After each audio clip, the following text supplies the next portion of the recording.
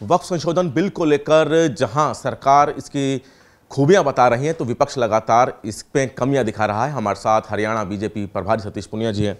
Sir, किस तरह देखें संशोधन बिल, जहां सरकार कह रही है कि अब किसी की ज़मीन पर जबरन कब्जा नहीं होगा, क्लेम किया जा सकता है, हाई कोर्ट जा सकते हैं, वह विपक्ष कह रहा है कि वक्फ बोर्ड पर कब्जा करने की कोशिश है सरकार की। देखिए, चुनी हुई लोकतांत्रिक सरकार की नीयत कतई नहीं होती कि किसी कौम के खिलाफ हो, किसी मजहब के खिलाफ हो, किसी जाति के खिलाफ हो।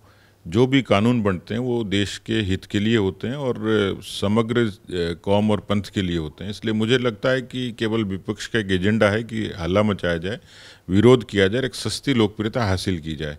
सरकार की नीयत बिल्कुल साफ है, इस देश में हर लिहाज से एक अनुशासन हो और उसके लिए सरकार ने ये बिल लाया है। मुझे लगता है कि काफ़ी चर्चा हुई है और भविष्य के गर्भ में बहुत सारी चीज़ें देश में ठीक ही होगा। सरकार की नीयत ठीक है, प्रधानमंत्री जी पूरे तरीके से प्रतिबद्ध हैं कि बिना किसी भेदभाव के देश में एक अनुशासन हो, देश में तरक्की हो।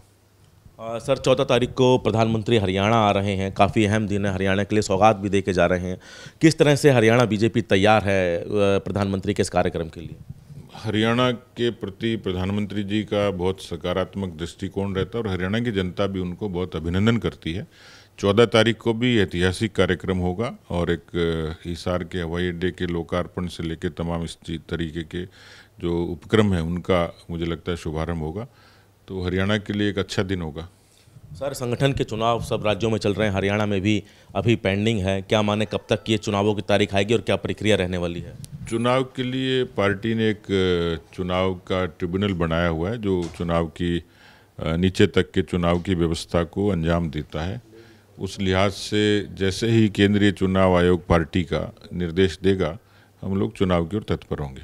बहुत बहुत शुक्रिया। तो सतीश पुनिया जी, हरियाणा बीजेपी प्रभारी, जिन्होंने सूर्य समाचार से कई मुद्दों पर खास बातचीत की।